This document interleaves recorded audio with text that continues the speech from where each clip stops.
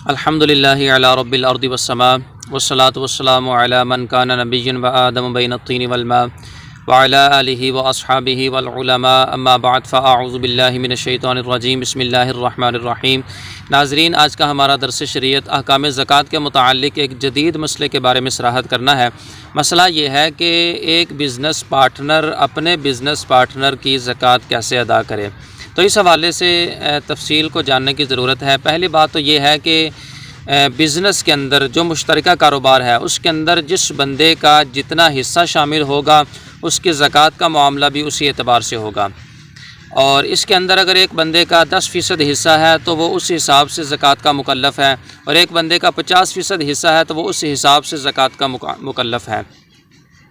लिहाजा हर शरीक के ऊपर जो ही शराइत ज़कात पाई गई और उसकी जो इन्वेस्टमेंट है, उसके कारोबार के अंदर जो इन्वेस्ट शुदा माल है वो कम अज़ कम 52.5 तोले चांदी की मिकदार को उसकी मालियत पहुंच जाती है, उसके ऊपर साल गुजर जाता है और उस बंदे के ऊपर कर्ज़ भी नहीं है। हाजात असलिया को निकाल कर अगर इजाफ़ी रकम इतनी मालियत को पहुंच जाती है माल तिजारत वगैरह शामिल करके, तो ऐसी सूरत के अंदर उस बंदे के ऊपर अपने माल की जितना उस बंदे के हिस्से में माल आता है माल तिजारत की सूरत में, मुनाफे की सूरत में, वो अपने माल की ज़कात देने का मुकल्लफ़ है।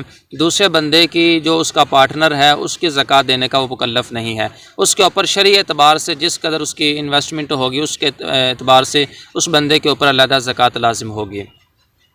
और दूसरी बात इसके अंदर जो नहायत ही अहम है वो ये है कि जिस बंदे पे ज़कात लाजिम हो रही है उसी को चाहिए कि वो ख़ुद अपने माल की ज़कात अदा करें। किसी दूसरे शख्स के लिए उसकी तरफ से ज़कात देना बिला उसकी इजाज़त के दुरुस्त नहीं है। बेहतर यह है कि वो ख़ुद अपने माल की जितनी ज़कात बनती है वो शरई एतबार से उसकी अदायगी करें। और दूसरी बात यह है कि ख़ुद अदा कर दे या वो अपने पार्टनर को उसकी इजाज़त दे दे कि मेरी इतनी ज़कात बनती है, लिहाजा मेरे हिस्से में से, मेरे मुनाफे में से इतनी ज़कात जो है उसको अदा कर दिया जाए, तो ऐसी सूरत के अंदर भी ज़कात अदा हो जाएगी।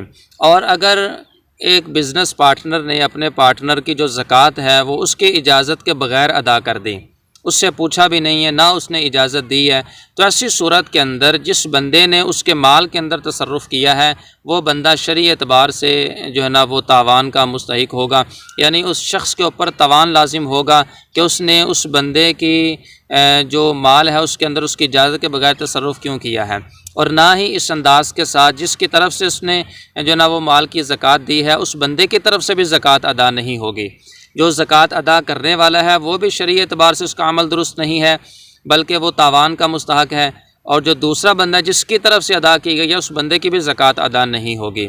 लिहाजा इस हवाले से मुफ्ती अमजद अली आज़मी रहमतुल्लाहि ताला अलैह ने बहार शरीयत के अंदर इस मसले की सराहत फरमाई। जिल्द नंबर 2 सफ़ा नंबर 514 पर इरशाद फरमाया कि शरीक को ये इख्तियार नहीं है कि बग़ैर उसकी इजाज़त के उसकी तरफ से ज़कात अदा करें। अगर ज़कात देगा तो तवान देना पड़ेगा और ज़कात अदा ना होगी।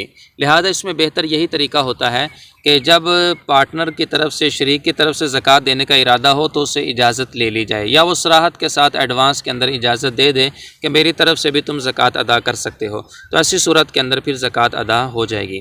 अल्लाह ताला हम सब को शरीयत मुतहरा के मुताबिक अहकामात को सुनने, तवज्जो से और अमल करने की तौफ़ीक़ अता फ़रमाए। आमीन बिजाहिन नबील अमीन सल्लल्लाहु अलैहि वसल्लम।